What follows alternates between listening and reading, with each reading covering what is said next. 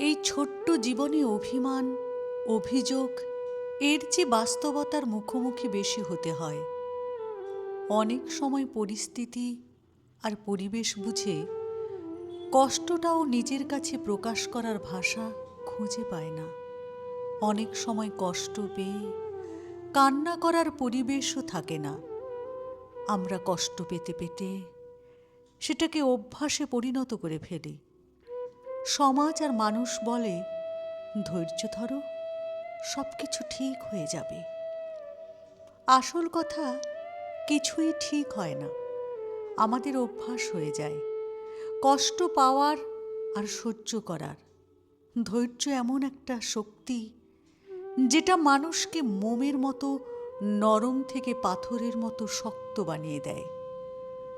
তখন আর সেই ধৈর্যশীল ব্যক্তিকে কষ্ট দিয়েও কোনো ফায়দা হয় না।